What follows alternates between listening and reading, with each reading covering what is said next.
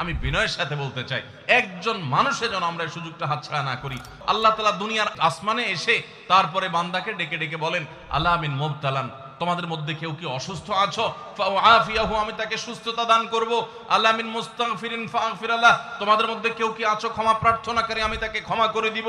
এভাবে ডেকে ডেকে আল্লাহ তাআলা দিতে থাকেন। 24 ঘন্টার ভিতরে দোয়া কবুলের সবচেয়ে আদর্শ সময়, যে সময়ের দোয়া কবুলের সম্ভাবনা সবচেয়ে বেশি, সেটা হলো ভোর রাতের সময়টা। আল্লাহ সুবহানাহু ওয়া তাআলা ডেকে ডেকে বান্দার ক্ষমা ঘোষণা করেন, বিপদ আপদ দূর করেন, অসুখ বিসুখ দূর করেন।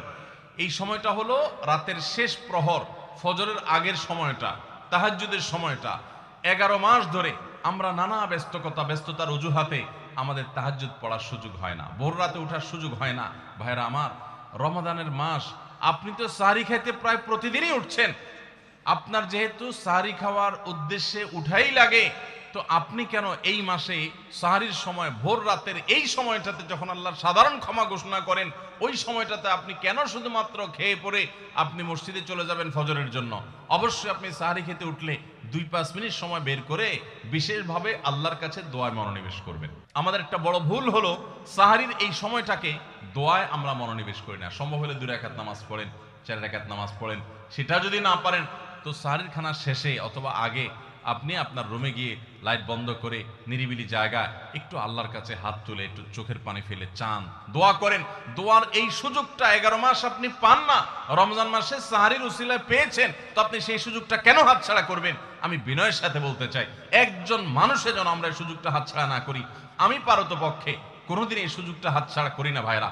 যেদিন কিছুই করতে পারি না, ওইরকম দোয়া করার সময় হয়তো নাই, কোনো কারণে দেরি হয়ে গেছে উঠতে উঠতে, ওই দিন খাইতে খাইতে মনে মনে দোয়া করার চেষ্টা করি, প্লেটটা ধুইতে ধুইতে দোয়া করার চেষ্টা করি। কারণ মুয়াজ্জিন ফজরের আজান যখন দেন, ওয়াক্ত যখন হয়, তার আগ মুহূর্ত পর্যন্ত আল্লাহ তাআলা দুনিয়ার আসমানে এসে তারপরে বান্দাকে ডেকে ডেকে বলেন, আলা মিন মুবতালান, তোমাদের মধ্যে কেউ কি অসুস্থ আছো, ফাআফিয়াহু, আমি তাকে সুস্থতা দান করব। আলা মিন মুস্তাগফিরিন ফাগফির লাহ, তোমাদের মধ্যে কেউ কি আছো ক্ষমা প্রার্থনাকারী, আমি তাকে ক্ষমা করে দিব। এভাবে ডেকে ডেকে আল্লাহ তাআলা দিতে থাকেন। টোটাল 24 ঘন্টার মধ্যে যেই সময়টার দোয়া ফেরত দেয়া হয় না, যেই সময়টার দোয়া মিস হওয়ার সম্ভাবনা খুবই কম, আপনার দোয়ার বেসিক শর্তগুলো ঠিক থাকলে এই দোয়া কবুল হওয়ার সম্ভাবনা জোরালো, সেই সময়টা হলো ভোর রাতের সময়টা। রমজান মাসে এই সময়টাতে দোয়ার যে সুযোগ তৈরি হয়, দোয়ার যে বিশাল সুযোগ আপনি পান, এই সুযোগটা হাতছাড়া করে আপনি শুধুমাত্র খেয়ে দিয়ে এই সময়টাকে পার করে দেন, এটা কখনো বুদ্ধিমানের কাজ হতে পারে না। এই জন্য রমজান মাসের ভুলগুলোর মধ্যে থেকে একটা হলো যে সাহরির সময়টাতে, ভোর রাতের সময়টাতে, দোয়া কবুলের গুরুত্বপূর্ণ সময়টাতে আমরা দোয়া তো করিই না। অনেকে ওই সময় আজকাল সাহরি পার্টি বের করেছেন, তামাশা বের করেছেন, অনেকে টেলিভিশনের প্রোগ্রাম দেখেন। কোন চ্যানেলে সাহরির সময়ের কোন প্রোগ্রাম আমরাও মাঝে মধ্যে, এগুলো আগে রেকর্ড করা থাকে। সাহরির সময় আমরা টেলিভিশনে প্রোগ্রাম করতে যাই না, আগে রেকর্ড করা থাকে, সেগুলো চলে। এগুলো হলো তাদের জন্য যারা টেলিভিশনে হারাম জিনিস দেখবে, ওই টাইমটাতে সে যেন হারাম জিনিস না দেখে ভালো কিছু দেখে। আপনাদেরকে আমরা বলবো, কখনো ওই ভোর রাতের ওই সময় ইসলামিক প্রোগ্রামও দেখতে যাবেন না। আপনি ওই সময়টাতে আল্লাহর সাথে কথা বলবেন, ওই টাইমটা ইবাদতের সময়, ওই টাইমটা দোয়া এবং রোনাজারির সময়। আমরা বেশিরভাগ মানুষ এই ভুলটা করি যে রমজানে আল্লাহর কাছে পাওয়ার এই বিশাল সুযোগ আমরা হাতছাড়া করে ফেলি। আমরা এখন থেকে সাহরিতে উঠলে দোয়া করব তো ইনশাআল্লাহ। আল্লাহ আমাদের সবাইকে তৌফিক দান করুন। অনেকে রোজা রেখে থুতু গিলাটাকে দোষণীয় মনে করেন যে রোজা রেখে বোধহয় থুতু গেলা যায় না, এই জন্য ঘন ঘন থুতু ফেলে দেখবেন অনেকে আছেন। বিশেষ করে নতুন নতুন যখন রোজা রাখে পোলাপান, তখন দেখবেন যে মিনিটে মিনিটে থুতু ফেলে, আছে না নেই? এই ঘন ঘন রোজা রাখে, আপনার থুতু ফেলে কেন? কারণ মনে করতেছে থুতু গিললে তার রোজা ভেঙে যাবে। ভাই, থুতু যদি আপনি না গিলেন, আপনি বাঁচবেন? থুতু না গিললে কেউ বাঁচবে? যতই আপনি থুতু ফেলেন, আপনার থুতু তো কিছু না কিছু ভিতরে যাবেই। যদি না যায়, গলা শুকিয়ে গেলে তো আপনি মরেই যাবেন। তো এই জন্য এটা একটা ভুল যে আমরা মনে করি থুতু ফেলা লাগে। রোজা রেখে রোজার কারণে এক্সট্রা কোনো থুতু ফেলার দরকার নাই। আপনার মুখে বালু চলে আসছে, একটা মশা ঢুকে গেছে, আপনি রোজা আছে, এটা যেন ভিতরে না যায়, সেজন্য থুতুটা ফেলে দিলেন, এটা ভিন্ন কথা। আপনি বেসিনে গিয়ে ফেলে আপনি একটু পানি ঢেলে দিলেন। কিন্তু রোজা রেখে ঘন ঘন থুতু ফেলতে হবে, থুতু গিলা যাবে না, এরকম কোনো কথা নাই। এটা আমাদের একটা ভুল, রমজান কেন্দ্রিক একটা ভুল।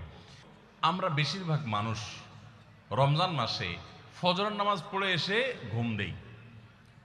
আপনার যদি রাতে ঘুম না পুরে আবার দিনে ডিউটি থাকে, ঘুম একটু যদি যাওয়াই লাগে, তো ফজরের পর পর ঘুমাবেন না। আলহামদুলিল্লাহ আমাদের বাসায় আমরা এটার প্র্যাকটিসটা প্রতি বছর খুব হার্ডলি করার চেষ্টা করি। ফজরের পর পর কোনো ঘুম নেই, ফজরের পর একটু কোরআন তেলাওয়াত করেন। প্রথম প্রথম চোখ ভেঙে আসবে, কারণ আপনি ভোর রাতে উঠছেন, অভ্যাস নাই। তো যাতে চোখে ঘুম না আসে সেজন্য নানান বুদ্ধি বাইর করেন, করে ঘুম দূর করেন, একটু উঠবস করেন। ওই টাইমে বসে ফজরের পরে আপনি তেলাওয়াত করেন, জিকির আজকার করেন, সকাল সন্ধ্যার দোয়াগুলো পড়েন, একটু দোয়া করেন, রমজানের কিছু আমল করেন। এশাকের নামাজের ওয়াক্ত হয়ে গেছে, 2 রাকাত নামাজ পড়ে এরপর আপনি পারলে দরকার হলে শুয়ে যান, কিন্তু ফজরের পর পর শুয়ে যাবেন না। এটা একটা ভুল, কারণ নবী করিম সাল্লাল্লাহু আলাইহি সাল্লাম সকালের এই সময়টার জন্য দোয়া করেছেন, আল্লাহুম্মা বারিক লি উম্মতি ফি বুকুরিহা, আল্লাহ আমার উম্মত জন্য সকালের সময়টাতে বরকত দান করুন। আর ওই সময় আপনি ঘুমায় থাকছেন। তো রমজান মাসে আমরা এটা একটা ভুল করি, এটা আমরা করব না যথাসম্ভব। আমরা যারা নিয়মিত আজানের জবাব দেই, আজানের জবাব দেওয়া একটা আমল, আপনারা জানেন তো, মুয়াজ্জিন যা বলে তার সাথে সাথে তা বলা, তার পরপর সেটা বলা। মুয়াজ্জিন যখন আল্লাহু আকবার বলে, তখন আপনিও আস্তে আস্তে করে আল্লাহু আকবার বলবেন। মুয়াজ্জিন আবার যখন আল্লাহু আকবার বলবে, আপনিও আল্লাহু আকবার বলবেন। মুয়াজ্জিন যখন আশহাদু আল্লা ইলাহা ইল্লাল্লাহ বলবে, আপনিও আশহাদু আল্লা ইলাহা ইল্লাল্লাহ বলবেন। মুয়াজ্জিন যখন আশহাদু আন্না মুহাম্মাদুর রাসূলুল্লাহ বলবে, আপনি কি বলবেন? আশহাদু আন্না মুহাম্মাদুর রাসূলুল্লাহই বলবেন। অনেকে সাল্লাল্লাহু আলাইহি সাল্লাম পড়ে, সাল্লাল্লাহু আলাইহি সাল্লাম পড়বেন হলো আজানের শেষে, কিন্তু আজান চলাকালীন আশহাদু আন্না মুহাম্মাদুর রাসূলুল্লাহই বলবেন। সহিহ মুসলিমের আজানের জবাব দেওয়ার অধ্যায়ে পরিষ্কারভাবে নবী সাল্লাল্লাহু আলাইহি ওয়াসাল্লাম শিক্ষা দিয়েছেন। ইমাম মুয়াজ্জিন যখন বলবে ইযা ক্বালা আশহাদু আন্না মুহাম্মাদুর রাসূলুল্লাহ ফাকুলু আশহাদু আন্না মুহাম্মাদুর রাসূলুল্লাহ, তখন আমরা আশহাদু আন্না মুহাম্মাদুর রাসূলুল্লাহ বলবো। এরপর হাইয়া আলাস সালাহ হাইয়া আল ফালাহ যখন বলবে, তখন লা হাওলা ওয়ালা কুওয়াতা ইল্লা বলবো। এরপর আল্লাহু আকবার বললে তাই বলবো, লা ইলাহা ইল্লাল্লাহ সময় তাই বলবো। তারপরে আজানের জবাব দেবো, দুরূদ পড়বো, দোয়া পড়বো।